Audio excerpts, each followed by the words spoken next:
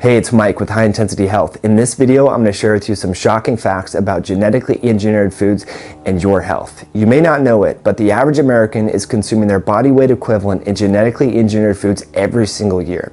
In fact, 73% of brain samples contain the genetically engineered ingredient called glyphosate, which is a potent pesticide and herbicide that's found in genetically engineered foods and other foods that are sprayed with this chemical. You might be wondering, well, what's the problem of consuming this chemical? What does that really do to me? Well, studies have shown that this chemical suppresses your phase 2 and phase 1 detoxification enzymes, which is a huge problem. If you can't detoxify these different environmental compounds, you're going to bioaccumulate them.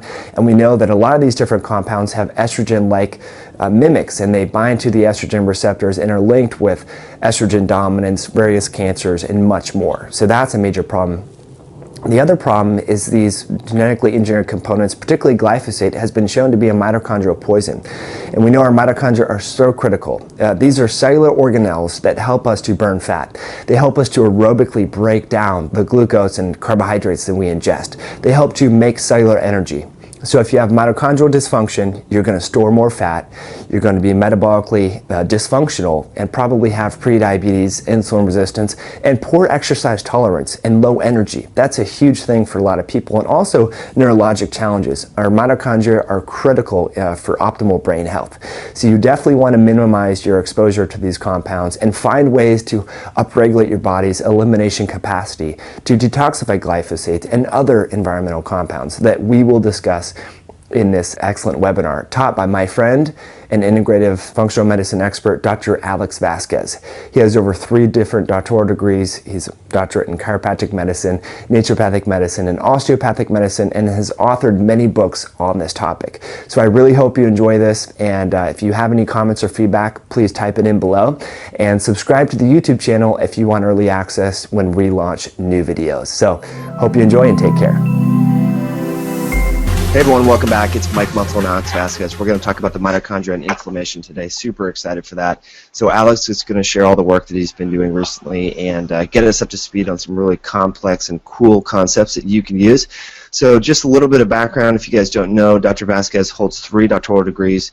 He has his doctorate in chiropractic medicine from University of Western States, also his doctorate in naturopathic medicine from Bastyr University, and his doctorate in osteopathic medicine from University of North Texas Health Science Center, Texas College of Osteopathic Medicine. So Dr. Vasquez is the author of many textbooks, including Integrative Orthopedics, Integrative Rheumatology, Musculoskeletal Pain, Integrative Medicine, and Functional Medicine for Chronic Hypertension, and his latest book, Functional Inflammology, which we're going to dive into. He's also written more than 100 letters and articles for professional magazines and medical journals, including the British Medical Journal, The Lancet, Annals of Pharmacotherapy, Journal of Clinical Endocrinology, Metabolism, and much more.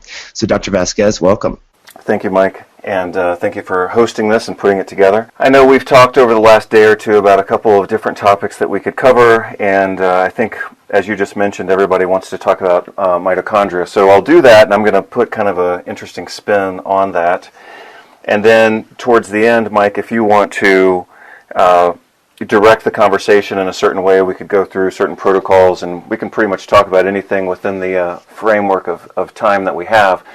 So as Mike knows, what I did this morning is I just put a few slides together. So I wouldn't necessarily call this completely informal, but I'm not going to call it completely formal either. So these are just slides that I had handy, and I put in a few new ones. I always like to look at things visually rather than just kind of talk off the cuff, so to speak. I guess I'll just take the reins, and if Mike wants to chime in, he can certainly do that. So today is one of the first days here in October of 2014, and here are a few items that I'd like to review. And again, this is kind of an informal review of what I consider to be some important ideas. And our theme right now is going to be food labeling and mitochondrial toxicity. The connection between those two things might not be obvious to you, but it is obvious to me, and I'll show you why it's so obvious in just a moment. Our next theme is going to be immunonutrition, and what I've done is provide a major update to my antiviral protocol that I initially published in 2009. You can see the most current version of this right now in Rheumatology Books version 3.5. This will be available in a digital download format, and the automatic updates will be provided to you, and you won't have to repurchase the antiviral protocol once it's in this new digital format. You can subscribe to receive updates automatically to your Kindle, computer, or iPhone, or other smartphone. What we're going to talk about right now is genetically modified food, and the reason this is of pressing concern right now is, as I'm sure most of you know, or many of you know, Oregon is about to have a major ballot initiative for the labeling of genetically modified food, so I thought we might as well talk about that topic since it's very timely. Speaking of time, you can see this article published 2 years ago by the Environmental Working Group in 2012 showing that Americans eat their weight every year in genetically engineered food. Now, one analogy that's been used to describe the situation is that it's basically an experiment on the entire population to have them eat these genetically modified or manipulated foods, because as you can see at the bottom of this page, shockingly, virtually no long-term health studies have been done on the consumption of genetically engineered food, and yet we collectively are allowing Americans to eat an estimated 193 pounds of genetically engineered food per year. So I think that does qualify for a nationwide experiment. As you can see here from the OregonRightToKnow.org website, they are preparing for a major ballot vote by the people on this topic. As you would expect, the corporate interests are putting millions of dollars into this. Meanwhile, we've got concerned citizens, doctors, and scientists on the other end who, of course, don't have deep pockets like that, but would still like to defend the American right to know what people are actually eating. I think we would all agree that few rights are more fundamental than knowing what we're putting in our mouth, and some people would have it such that you wouldn't know what you're putting in your mouth. Could be genetically modified or manipulated foods with the associated chemicals. And actually, for the subject of this video, the focus on chemicals is actually going to take center stage in just a moment. Here's another resource you can use. This is one of the television stations in Oregon, Coin 6, and you can see some information that they've provided on their website, whether or not to label these genetically manipulated foods. Again, considering the fact that Americans are eating their entire body weight in these foods, actually more than their body weight in these foods, I would think that based on basic principles of medical ethics, for example, one of those principles is autonomy. Well, people cannot make autonomous decisions if they don't have the information upon which to base those decisions. So, I mean, if we look at the topic of genetically modified food labeling from a medical ethics standpoint, then it's pretty much a no-brainer that in order for people to make independent and autonomous decisions, again, when we look at the pillars of medical ethics, autonomy is usually listed as the first of those pillars.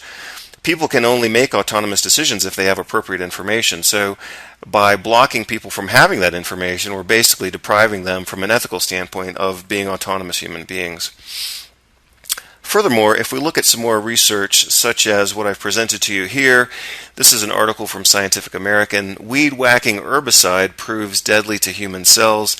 And the herbicide in question, of course, is glyphosate, which other research has shown suppresses the cytochrome P450 detoxification system and would therefore be expected to contribute to other diseases. One of those conditions could be, and this is somewhat theoretical, but it could be associated with the increased incidence lately that we've seen of celiac disease and gluten intolerance, as well as other food allergies. Here's the original article actually showing that glyphosate in a very low concentration, a 450-fold dilution, caused DNA damage in human tissue cultures. So that would correlate, of course, therefore, with anticipated damage in following human exposure. Many of you who are familiar with my work know that I have focused over the last couple of years on the topic of inflammation. I recently updated my work in a textbook of about 700 pages called Functional Inflammology, with a short excerpt from that book on dysbiosis in human disease. I've recently updated my integrative rheumatology textbook as Naturopathic Rheumatology version 3.5, and an excerpt of this material is also available in a shorter book called Functional Medicine Rheumatology 3.5, but that represents the most current manifestation of my functional inflammology protocol and paradigm. One component of that model is mitochondrial dysfunction. You can see this article that I published in Alternative Therapies in Health and Medicine in January of 2014. Mitochondrial medicine arrives to prime time in clinical care. So I invite you to take a look at this article. It's available on the website page that you can see at the bottom of this screen right now.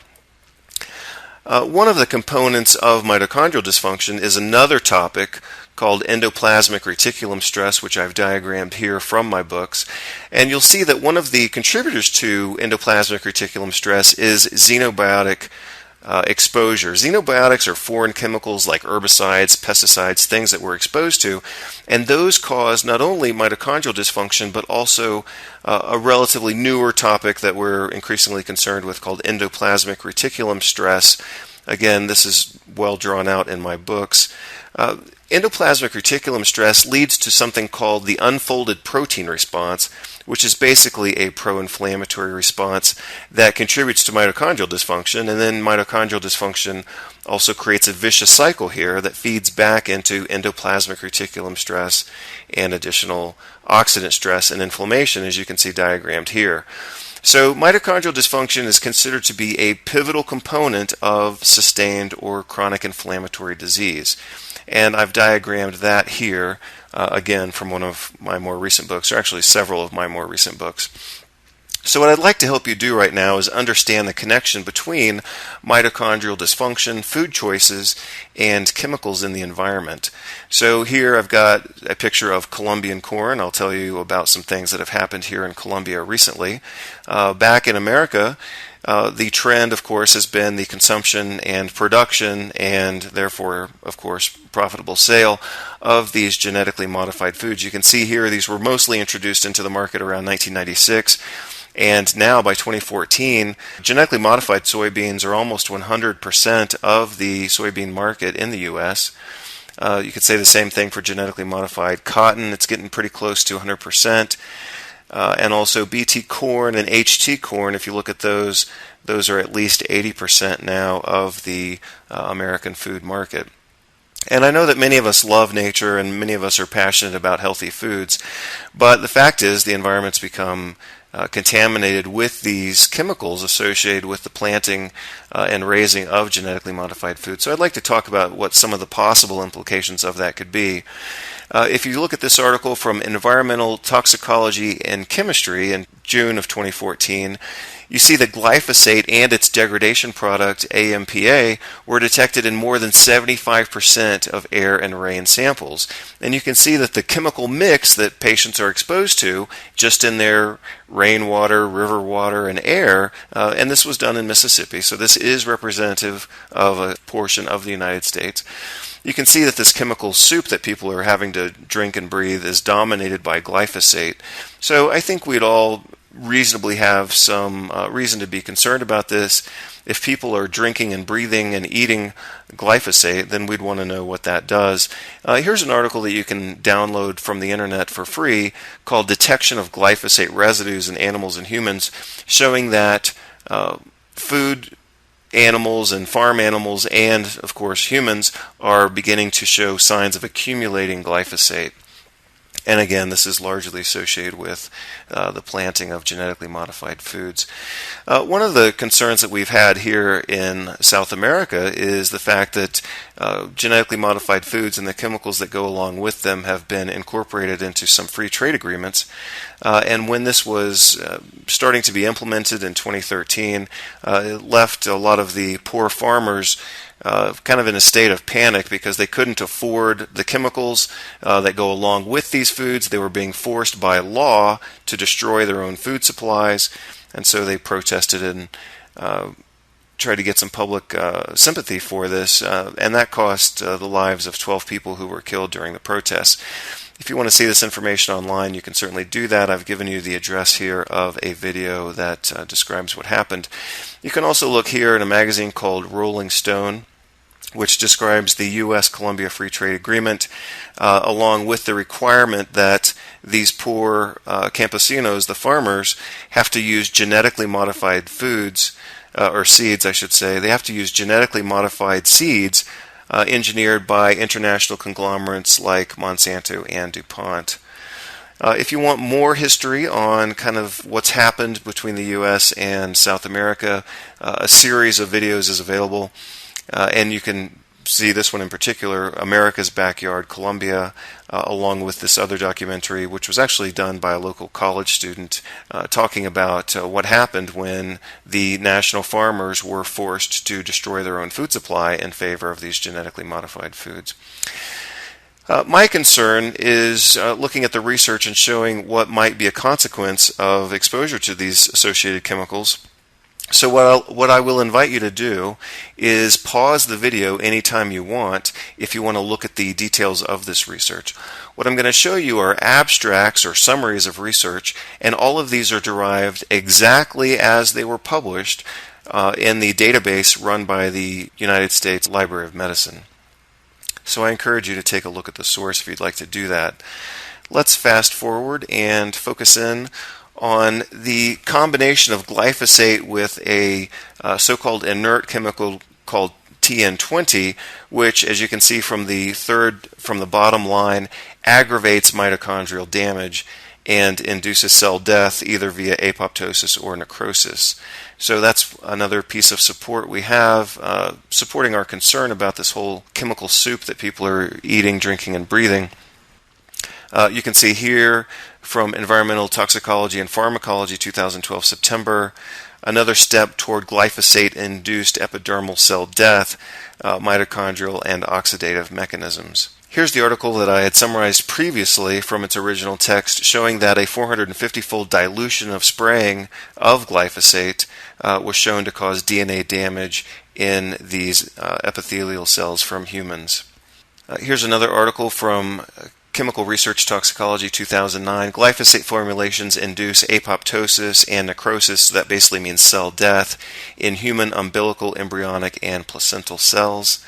And finally, let's look at one of the earlier articles on this topic, published back in 2005, showing uncoupling of oxidative phosphorylation secondary to exposure to Roundup, which is a herbicide formulation that includes glyphosate along with other so-called inert chemicals.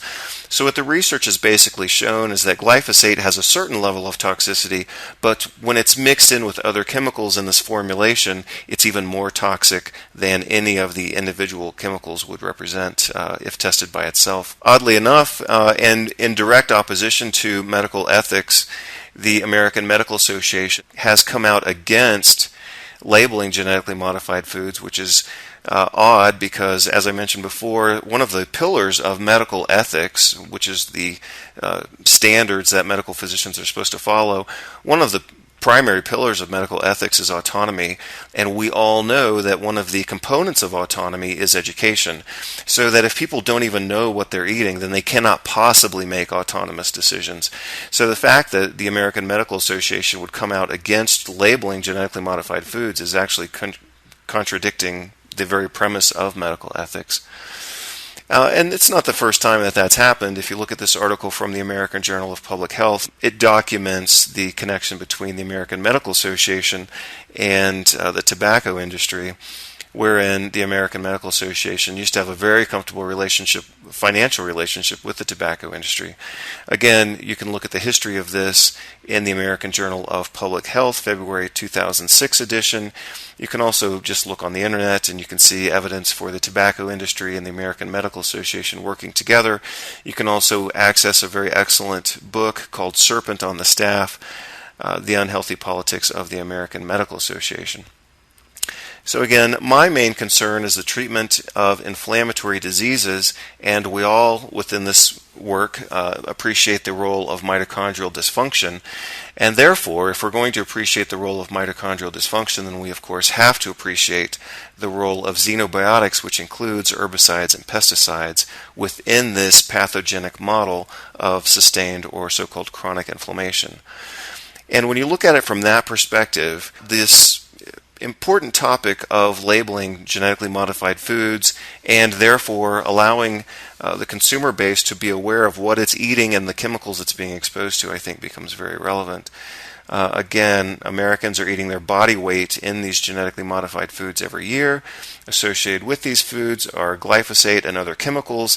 You can see that these chemicals are becoming very permeating throughout the environment, now being found in more than 75% of air and rain samples, according to this study conducted in Mississippi, published in 2014. So I think we have some legitimate reasons to be concerned here. So again, I invite you to look at that research. For those of you who are clinicians, you might want to look at some of the protocols I've recently published on inflammation and rheumatology. And that pretty much summarizes what I wanted to say in today's update. I just covered food labeling.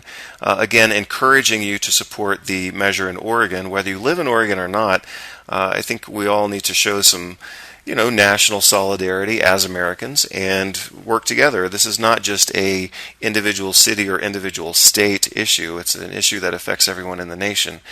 And so I just wanted to provide some support and an update on that topic of food labeling and how that is connected with mitochondrial toxicity via the chemicals that are applied to those foods. So having covered that topic rather quickly and perhaps somewhat informally, I'll open it back up to Mike to see if he has any questions and other things that we might discuss today. Yeah, that was fascinating. You did a great job of going through that research, and a lot of that I have not heard about, the connection between leaky mitochondria and GMOs and then glyphosate. So let's talk about that. You talked about the ER, the endoplasmic reticulum, which is where a lot of the proteins are made and how that creates inflammation. And we also talked about leaky mitochondria and all the diseases linked with mitochondrial dysfunction. So the ER stress and the mitochondria are interconnected and woven together. Do you think, in your opinion, that the GMOs and then the surfactants and solvents found and so forth are causing some membrane damage, including the ER and the mitochondria? Well, I don't have an opinion on it necessarily. So let me show you. Let's go back to that diagram. Let's go back to this diagram. Let's use this kind of as the basis of my way of answering the question. I mean, I could say yes or no, but what I think is more accurate would be just to kind of represent the data. And so let's use this model, which I think is a good summation of the data. And if we look at the inputs that cause mitochondrial dysfunction and endoplasmic reticulum stress, and again, realizing that those can, once that cycle is initiated, that can perpetuate itself. What are the inputs that cause that problem? Well, let's look at all the inputs. So the main inputs at the top are fuel overload, xenobiotic exposure, and microbes. So when we talk about, genetically modified foods, and then we see the other, fallout from that, which is oxidant stress and inflammation, which I'll talk about in just a moment. But in terms of, glyphosate and the chemicals, that would fall into the category, of course, of xenobiotic exposure. And I think we're seeing data now that suggests, it doesn't suggest. What the data shows is that humans are accumulating these toxins. They're exposed to them. They're accumulating them. It's in the rainwater. It's in the air. So it's not like eating an organic diet. That data was from Mississippi. So we don't want to necessarily say, well, it applies to the whole world or applies to the whole United States. But let's say you're a person in Mississippi, and you're eating an organic diet, and you're exercising, and 75% of the air and water that you're breathing contains glyphosate. And the data shows that glyphosate is a mitochondrial toxin. I mean, imagine what it would be like to be that person, trying to be healthy, maybe trying to combat a family history or a genetic predisposition towards diabetes, hypertension, obesity, Parkinson's disease, Alzheimer's, any of those conditions associated with mitochondrial toxicity. And basically, since this is an informal conversation on a Saturday, whoever that person that, this stereotypic person is that we're talking about, I mean, they're basically screwed, right? They could consume the right supplements, they could exercise, they could eat organic foods, and they're still breathing and drinking glyphosate, right? Well, then the question becomes, well, how much are they exposed to, and is it, physiologically relevant? Well, in one of the studies that we looked at, a 450-fold dilution was still shown to have some, adverse effects. So, if we were to implement what's often called the precautionary principle, then I think we need to implement some precaution around the overuse of glyphosate, which is just becoming rampant in the environment where it's applied. And I think that's, we see it used internationally. I mean, everybody knows that. But, what does that say if we are internationally applying this chemical that's potentially mitochondrial toxic? That could spell problems for a lot of people, Absolutely. Like you said, that patient in Mississippi or Alabama or anywhere really in the world now, according to the research, could be exposed to these things. And along those lines, what I hear a lot of practitioners say is 5-10 years ago, I could have put someone on a detox program, a multivitamin, a fish oil, got them exercising and sleeping, and whatever they were, suffering or coming in with, whether it be autoimmunity or depression or diabetes or obesity, would, have been resolved. But now, they're doing everything. They're doing gluten-free, dairy-free. Mm-hmm. All these different things, and more and more nutrition, and these patients are getting harder and harder to treat, so to speak, right, or get back to optimal health. So sure, this GMO and glyphosate component throws in a whole other curveball because, like you said, everyone's being exposed to it, and people are right, accumulating or consuming their body weight in equivalent in GMO foods per year. So, Alex, so what do we do about this? I think the point that you just made, I think, is really good, and I think you just articulated something that, for example, that I had been thinking of as well lately. For example, like when I was going through naturopathic school and first studying, nutrition under Jonathan Wright and Alan Gaby. This was back in 1994 when I first started accessing their materials. I'm agreeing with you in that, things seem to be so much simpler there. I remember some of the treatment protocols that we used to use were way simpler now. I mean, if you look at my functional inflammology protocol, for example, with all due respect for my own protocol, because I think it's good and I don't think I overdid anything. I mean, it's a pretty complex protocol, and like you just said, it's almost like we're kind of thinking about the earlier times when things used to be simpler. It's like, wow, we used to treat people with diet and exercise and they got better, and then we used some supplements and then we used fatty acids and it seemed like people got better. And now it seems like we're just seeing these more and more complex conditions, and we have to keep doing more and more and more to get patients better. I think that's a really important point, Mike, that you just made. So I do appreciate that. In terms of what to do about it, I think the answer to that's usually pretty obvious. And by the way, I think I'm one of the only people who's been saying this, at least in the functional medicine world. And I do remember saying this at a presentation I gave for IFM it would have been back in 2004, so exactly 10 years ago. One of the things I said back then, and that was before, even at that point, we were being exposed to glyphosate and we were being exposed to GMO foods, but none of us really understood it. It was kind of under the radar.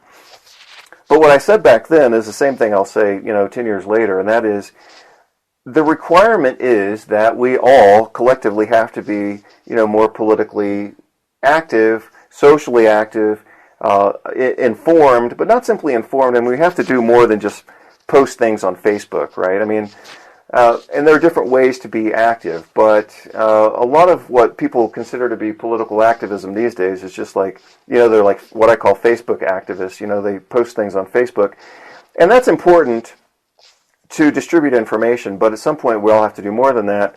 And, what is the more that we can do? Honestly, I think at times the question isn't as clear as it used to be. Just like you were saying about treating patients, what we used to do when we wanted to change politics is we just voted and things got better. Well, we don't see that working anymore. So, one of the things people can do, for example, and I really think this is important for, let's say most of your audience is mostly, healthcare professionals and such. I mean, people have to get off their butt, basically, and they've got to start paying money out of their pocket to support, public initiatives, for example, to get GMO foods labeled. So, for example, to get GMO foods labeled is not saying anything bad. It's a very clean thing to do. It's not saying anything bad about GMO. It's not saying anything bad about glyphosate. It's not saying anything bad about the government or Monsanto or DuPont or any of these companies. It's just saying, look, let's honor reality and let people choose what they're eating. I mean, the fact that people can't even be informed about what they're putting in their body when those choices could be potentially negative, that's a metaphor for that, which I don't think is too extreme. it's kind of like forcing people to chain smoke without letting them know. It's like, oh, we're replacing your fresh air with glyphosate and tobacco smoke, but we're not going to let you know. You know, that would never be allowed to happen. So why is it being allowed to happen in a slightly different manner? So, you know, I think people have to get off their butts. And let me use a personal story in that regard, because this was actually kind of touching. Last month or the month before, you know, when the Ferguson riots were happening, I remember spending at least a whole day, if not more than that, you know, watching what was going on, because I thought, you know, there would be more riots, and I didn't know if the riots were going to spread through the U.S. or what was going to happen. It seemed like the whole thing was pretty volatile at the time. And I remember telling a friend of mine, who was also one of my professors in naturopathic medical school, I remember telling him, I said, wow, I said, I feel like I wasted a whole day, you know, just paying attention to all this political chaos and, you know, all these social concerns. And he came back with a very important reply, something to the effect that, you know, it was almost like, well, what could be more important than, you know, the stability of your country and some of these human rights issues that are going on? And so what that communicated to me is that we all have to get off of our intellectual high horses and the way that we're used to living our lives. You know, I think the way that, and this, you know, this ultimately does go back to what you had said earlier about treating patients. We have to accept the fact that things are changing, and the political climate's change, you know, climate change itself as a, you know, temperature and, you know, melting of the ice caps, that whole thing, I mean, these are not theories anymore. Times are changing radically right now, and we have to adapt to that, and we have to live differently. And part of what that means is we have to carve out time to pay attention to what's going on in the world. Otherwise, things are just going to continue to get worse. And that also means, you know, paying money to support groups, for example, who want to support GMO labeling. I think that's a very reasonable thing to do. And, you know, I think the whole political situation has just gotten really cloudy, and it's cloudy on purpose. I mean, things are messy. It's not just cloudy, it's messy. And I think people have to adapt to what's going on, get off their butts, get out of their usual habits and say, look, I'm going to commit a day a month, a day a week, or something. But they have to commit time to being socially engaged. Otherwise, nothing's going to change. And otherwise, you know, the corporations in the U.S. have so much power these days. If people don't get engaged and become citizens that are engaged in the political process more than just voting once every 4 years, then I don't, you know, if that doesn't happen, then things are not going to change for the better, you know. And here's another thing, and this ties back to what I had said, you know, 10 years ago when I was lecturing for IFM. We have to start protecting more than just our patient base as clinicians. So one of the things that's bothered me about functional medicine, and I mentioned this recently in my book, I mentioned it in the article that I published in January in Alternative Therapies in Health and Medicine, we have to look beyond our patients and become more publicly involved if we're going to advocate appropriately for the same patients that we see. One of the things that's bothered me, and this is true, this bothered me a bit about naturopathic medicine too, but it's even worse in the functional medicine community. And that is, let's say we become experts in detoxification, and let's say we devise these really brilliant detoxification protocols. At the best, we're only helping the better educated, more affluent people who come to see us. You know, we're not doing anything to support true health on a population-wide basis. It's kind of like sitting back and letting the problem fester, and then when those few patients come in, the rich, educated patients trickle into our offices, and we say, oh yeah, well, I'm going to help you detox. Well, what about the poor people out there who never come to our offices, you know? We're just kind of profiteering off of a broken system if we sit back, do nothing, and then say, oh yeah, well, I've got a detox program, but it's going to cost you, you know, $1,500. I mean, if we're really going to have integrity as healthcare professionals, then we've got to do more than just see the patients who come into our office and pay us, you know. We've got to advocate for public health. And, you know, not everybody wants to hear it, not everybody wants to do it, but the fact is that is reality. If we simply do nothing and let this problem fester, and then say, oh yeah, well, if you're rich and educated, you can come to my office and pay, $10,000 for a detoxification program. I don't really feel like that's doing healthcare justice. And specific to the functional medicine model, that is not how functional medicine was originally discussed and designed. Back in 1994, for example, when Jeffrey Bland gave a really brilliant presentation called Advancement in Clinical Nutrition, the goal at that time, and that was when, functional medicine as a model was still pretty fresh. It was pretty new back in 1994, so that's 20 years ago. The whole conversation was treating patients, preventing disease, supporting healthy environments, and having a healthcare model that would provide more effective care at less cost. And now you see functional medicine doctors, they just run these boutique practices, and they're charging, sometimes more than $10,000 per visit.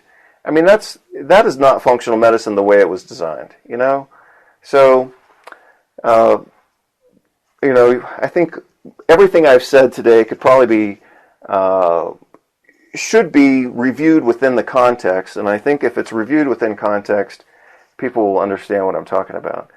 Functional medicine has to be more than just giving people nutritional supplements and telling them to, meditate and drink green tea, It's if we're going to say that the human experience is an integrated, multidimensional experience, then we need to go ahead and pay attention to each one of those facets in our patients, but also, appreciate that, kind of like you and I have already said today, Mike, we're getting to the point now where the environment is so toxic, we've got to wake up to the fact that, we as healthcare professionals have some responsibility, to the world or to the population more than just having a successful practice, We can't rely on, if the EPA, for example, were doing its job, you wouldn't have 75% of air and water samples contaminated with glyphosate. And that's just one chemical out of the thousands that could have been tested, right? So, the idea that we're all going to sit back and have private practices and do primary care and just take subjective, objective assessment and plan, formatted healthcare interventions, those days are over. That's not healthcare anymore. That's a simplistic model of healthcare that I think is rapidly becoming outdated. We've got to do more than simply assess and treat individual patients when we see these problems becoming so wide on a population scale, So, no, completely agree. And let's dive into some of these strategies that we can do. So we Sure. talked about avoiding GMO foods, which we should encourage everyone to do. Buy local foods, buy organic. But if there are exercise, lifestyle, dietary strategies that we can implement to either increase the elimination of glyphosates, factants, and different, what would you recommend and why? Sure, I think that's a great question. So obviously, as you just said, what can we do to avoid this problem? Well, first of all, treating it at the root, at the cause, which is consistent with the functional medicine model, would be, stopping the exposure that we have to these things. Again, and when you look at a chemical being in 75% of air and water samples, organic diet is not enough anymore. I think back in the day, maybe it was all an illusion all along anyway. But we used to say, well, just eat organic. Well, you can't breathe organic these days. You can't drink organic water these days because it's all contaminated. People can, eat organic. You can use a water filter at home. Of course, that only helps people who are rich and have enough money to do those things. And I mean that. We can't just select who's going to survive. And if we look at detoxification programs and if we look at eating organic, you're basically self-selecting for rich people because the poor people aren't going to have the option to eat organic and get a solid carbon filter for their water. Certainly take vitamin and mineral supplements to support the whole detoxification process. Exercise, a lot of these toxins like BPA are eliminated through sweat, so exercise is certainly important. As far as binding on to the chemicals, we can't talk about binding until we talk about detoxification. So if we talk about, phase 1, phase 2, phase 3, and then hepatobiliary excretion of these toxins, we have to support each one of those phases. So usually that means vitamins and minerals for phase 1, protein, amino acids, conjugating agents, glutathione for phase 2, making sure that people aren't on drugs that block phase 1, or making sure they don't have microbial exposures like small intestine bacterial overgrowth that slows down phase 1. Making sure their mitochondria are sufficient to support phase 3, I think that's more or less a given, but not always. And then, importantly, binding these toxins when they're in the gut, we call that blocking intrahepatic recirculation or intrahepatic recycling. And, the two best agents for that are cholestyramine, which is a prescription kind of adsorbent resin that usually gives people some degree of gastrointestinal upset. But if they take that 4 times a day, that's been shown to help clear out these toxins. Not glyphosate in particular, but other pesticides and herbicides, where it's been studied in certain case reports, for example. But I think something that is perhaps underutilized, but also highly effective, is chlorella.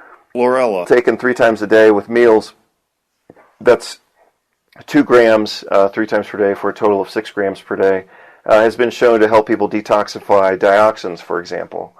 And that's based on human studies. It's been supported by some animal studies because the chlorella binds onto these toxins when they're in the gut and helps support fecal excretion by blocking intrahepatic recirculation. So I think that is something people can do, and these days probably something that people should start doing. I mean, the data is very clear. I mean, and this goes way beyond glyphosate that we talked about today, but I mean, the data is very clear that, especially, and I don't want to say necessarily, especially Americans in a way that might sound like I'm picking on Americans, because I'm not, but there's been a lot of data published in the American population, so that's why I'm referencing that particular group.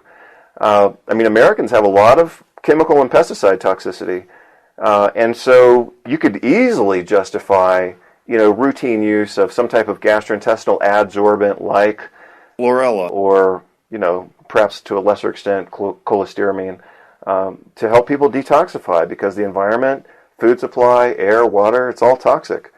And, I think we're seeing, as you had said before, Mike, and I had said this before as well, why are we seeing mitochondrial dysfunction now in ways that we weren't aware of it, or we didn't see it, 5-10 years ago? And I think we're starting to appreciate that these so-called persistent organic pollutants are frequently, if not exceptionally and usually, mitochondrial toxins. And I think that's part of the reason why we're seeing so many of these mitochondrial-related disorders these days. So those are a few things people can do, but I don't think anybody would be a fan of cholestyramine long-term. I just reviewed this topic recently for a patient that I just had actually yesterday, who's had some toxic exposures. From what I've seen, most studies have used it, or most clinicians are expecting to see pretty good results within 2 weeks. But as I'm sure we all know, patients can't live the rest of their life on cholestyramine. So then the question becomes, how can we help people take advantage of using cholestyramine, or how can people get the advantage of cholestyramine, even though we, of course, all acknowledge that people can't take it forever? Well, one of the things that I think people can do, in addition to just supporting their detox pathways and urinary alkalinization and all the things that I've documented in my protocols, is use cholestyramine, for example, like maybe 1 week per month, or even a couple of days per month. It doesn't have to be done on a consecutive basis. They could do cholestyramine on Saturday and Sunday, and then Monday through Friday they could use chlorella. That would be a reasonable approach to kind of rotate these adsorbing agents in such a way that people have their detoxification pathways supported and promoted, but without running into the consequence that they might otherwise run into with long-term drug usage. With cholestyramine, it's not very well absorbed. It stays in the gut. It just binds onto things, but it does cause some GI upset or constipation in a good proportion of patients. So they can increase their intake of magnesium and vitamin C and fiber and vegetables and exercise and things like that to kind of offset that constipating effect. But I think that's becoming, reasonable and realistic. The data is very clear that, people are more and more chemically exposed and more chemically toxic, and these toxins have consequences. So if all of that's true, and if we're going to accept reality at face value, which has always been my approach, then we have to act on that data. We can't just take in the data and say, oh yeah, well, it's true, but we're not going to do anything about it. I mean, we have to do something about it. I love it, Alex. That's really good advice. So as we part ways here, let's say hypothetically you were in an elevator with Barack Obama and you had 45 seconds to give him some advice on some health tips that could improve the longevity and overall healthcare burden in America. What would you tell him? Wow, that's a heavy question to spring on me at the last moment, but let me see what I can come up with. I'd paraphrase my introduction, and I would say something like, Mr. Obama, with all due respect, sir, if I might have your attention for the short elevator ride that we're going to share together, gosh, then I'd have to pause, and I'd hit the pause button on the universal time clock and see what else I could come up with. So what is the ultimate answer here? Whew, that's complicated. I mean, the ultimate answer, things are so complicated, Mike. I mean, this goes back to what you had said before. There is no one answer to this, you know. I could throw in a few ideas that I've thought of, which I haven't mentioned today.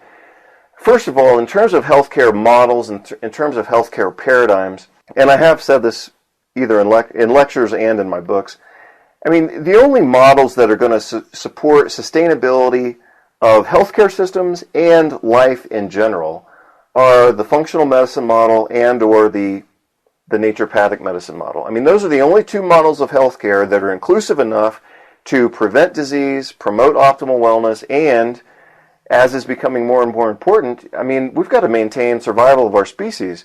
That is not something I think we can really take for granted anymore. You know, the way politics and the world and the environment is changing so quickly, I think we need to do some damage control, and we need to do some stabilization. Like, if you look at healthcare, if you look at international politics, if you look at the world, global health, etc., if you look at all of that as a patient, our patient's crashing. I mean, we've got a patient in the ER right now, and those vital signs are not looking good. Okay? So before we do anything else, as a nation, as a society, as healthcare professionals, we've got to do some damage control, you know? And part of that, I realize I'm giving you an answer that's much more complex than you perhaps were looking for, but there is no simple answer to this. Number one is we've got to accept reality for what it is, and we've got to look at the fact that things are getting bad really quickly. You know? I mean, that's the fact. If anybody wants to bury their head in a mocha and a stupid television show or whatever, or a shopping spree or whatever, I mean, those days are kind of getting passé. I mean, that's like old hat. I mean, reality's knocking on our door louder and louder every day. So, number one, accept reality. Number two, agree that we've got to deal with it. And number three, get in some different opinions, some opinions that actually have perspectives that are sustainable. And here's kind of what I'm pointing to when I say that. When you look at the people who are promoting, or who are resisting, I should say, like labeling GMO foods, like they're politicians and people who have no training in nutrition. Why, for example, in the U.S., why are the people who are leading the FDA and in control of the nation's food supply, why are they, tied in with corporations rather than, why aren't they like PhD people who in nutrition, or clinical nutrition? So, one is we have to substitute politicians for experts if we want expert-level information to be implemented into, national policy, which is obviously not happening these days. Anyway, it's a mess, Mike. That's my ultimate answer. Like, as far as what I could say to Obama to fix things, I'd say we got to do some damage control, and we've got to get this. We got to stabilize this patient before we can talk about turning this patient into an athlete. We got to stabilize the patient. I think we've got to see more activism on the part of organizations to, not in a way that's combative, but just in a way that's realistic. I mean, look at the research I presented today. That's not some super stealth, secret archive of information. All of that is publicly available on through the U.S. Library of Medicine, and I don't know why other people aren't accessing that information and kind of bringing it to the fore of discussion. So I think my ultimate answer, even though I would love to have a really witty answer to your question, is there is no simple answer here. I mean, we've got to rewind this mess that's been created over the last couple of years. And the mess is, I mean, look at how permeating the mess is, Mike. I don't know if you, I don't know, I realize you and I grew up in two different states. I grew up in Texas. But when I was a kid in like elementary school, we got out there and sweated every day, and that was called physical exercise, PE, physical education, Kids these days don't even have physical education classes. So, I mean, the whole structure that once promoted health, whether it was healthy foods, organic foods, normal foods, exercise, I mean, the whole structure of a health-promoting society has been destroyed, and now we're basically on a salvage mission trying to patch things together, and that's why I can't even come up with a simple answer to your question, There is no simple answer. We've got to rebuild society based on, and I've started to write an essay on this, which I haven't published yet, but we're at a point now where we have to rebuild society. We're not at a point where we can patch up a few things. We've got to start from scratch and say, look, what are the goals we have as a society, as a human species, as a nation? What are the goals that we have? If it's self-destruction, then let's keep doing exactly what we're doing. If it's survival and optimization of our human experience, then we have to totally change course from what we're doing right now, because the course we're on right now is nothing but destruction. Yeah, well said. So Alex, as we part ways here, what are some ways that our listeners can touch base with you and find out more about your work online? Sure. Let's see. On the screenshot that we're looking at right now, it's got a picture of the book cover and my website. My website's Inflammation Mastery. Some of these books are either available on my website or mostly on Amazon.com. For example, the Naturopathic Rheumatology and Functional Ophthalmology. Those are on Amazon. For patients who want to consult, if they go to my website, Inflammation Mastery, I've got a link there where they can sign up for a consult. I also have a separate website just for patients called healgrowthrivemedicine.com. That's HEAL, healgrowthrivemedicine.com. That's for patients. But you'll see the same page on my Inflammation Mastery. If you go inflammationmastery.com/consultations, I believe that will take you to the page where patients can sign up. So that's another option. People can email me. I've got email addresses on my websites. And I think that would be a reasonable way for us to take it from there. Alex, really appreciate this. You covered so much great information. So I'll also post all the links to your books as well on highintensityhealth.com/DRV for Dr. Vasquez.